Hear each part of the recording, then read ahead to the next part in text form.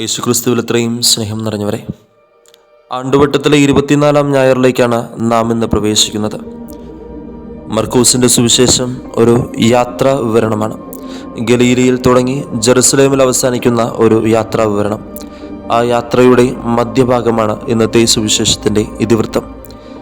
യേശു തൻ്റെ പരസ്യ ജീവിതത്തിൻ്റെ നടുഭാഗത്ത് ശിഷ്യന്മാരെ മനഃപൂർവ്വം കേസറിയ ഫിലിപ്പി പ്രദേശത്തേക്ക് കൊണ്ടെത്തിക്കുകയാണ്. വിഗ്രഹാരാധനയുടെയും മന്ത്രവാദത്തിൻ്റെയും കൂടാരമായിരുന്നു കേസറിയ ഫിലിപ്പി. സീസർ എന്ന നാമമല്ലാതെ മറ്റൊരു നാമം രാജാവായി ഉച്ചരിച്ചാൽ അവരുടെ ശിരസ് ഛേദിക്കപ്പെടും. ഈ ഒരു പശ്ചാത്തലത്തിൽ നിന്നുകൊണ്ടാണ് യേശു തൻ്റെ ശിഷ്യന്മാരോട് ചോദിക്കുന്നത്, ഞാൻ ആരെന്നാണ് നിങ്ങൾ പറയുന്നത്? ആത്മാവിനാൽ നിറഞ്ഞ പത്രോസ് പറയുന്നുണ്ട്, നീ ക്രിസ്തുവാണ്. ക്രിസ്തോസ് എന്ന ഗ്രീക്ക് പദത്തിൽ നിന്നാണ് ക്രിസ്തു എന്ന വാക്ക് ഉദ്ഭവിക്കുന്നത്.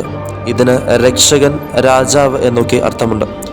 യഥാർത്ഥത്തിൽ സീസർ അല്ലാതെ മറ്റൊരുവനെ രാജാവായി ഏറ്റുപറഞ്ഞാൽ ശിരസ് ഛേദിക്കപ്പെടുന്ന നാട്ടിൽ നിന്നുകൊണ്ട് പത്രോസ് സധൈര്യം പറയുന്നുണ്ട്, യേശുവേ, നീ ഞങ്ങളുടെ രാജാവാണ്. എന്നാൽ പത്രോസിൻ്റെ ഭാവനയിലെ രാജാവിൻ്റെ ചിത്രം മറ്റൊന്നായിരുന്നു.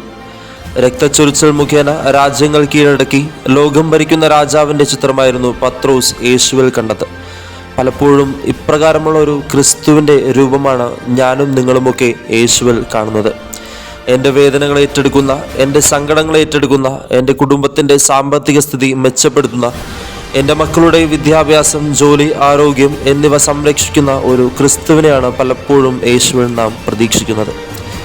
സുവിശേഷത്തിൻ്റെ 2-ാം ഭാഗത്തിൽ ക്രിസ്തു തന്നെ വെളിപ്പെടുത്തുകയാണ്. മനുഷ്യപുത്രൻ വളരെയേറെ സഹിക്കുകയും വധിക്കപ്പെടുകയും 3 ദിവസങ്ങൾക്കു ശേഷം ഉയർത്തെഴുന്നേൽക്കുകയും ചെയ്യും. ഈ ലോകത്തിലുള്ള രക്ഷയല്ല, മറിച്ച് നിത്യജീവിതത്തിലേക്കുള്ള രക്ഷയാണ് യേശു ചൂണ്ടിക്കാണിക്കുന്നത്. മർക്കോസ് സുവിശേഷകൻ സഹനത്തിൻ്റെ ക്രിസ്തുവിനെയാണ് പ്രധാനമായി എടുത്തു കാണിക്കുന്നത്.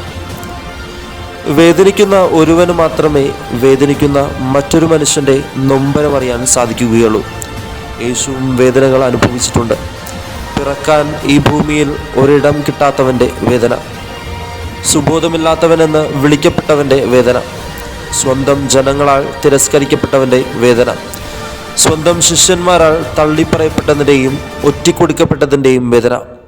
ഇപ്രകാരം മനുഷ്യരുടെ നിത്യമായ രക്ഷയ്ക്ക് വേണ്ടി എന്നേക്കുമുള്ള ഒരു ബലി കാൽവരിയിൽ യേശു കുരിശിൽ അർപ്പിച്ചു. രാജാവായി യെശയ്യാ പ്രവാചകൻ പറയുന്നത് പോലെ മനുഷ്യനെന്ന് തോന്നാത്ത വിധം അവൻ വിരൂപനായിരുന്നു.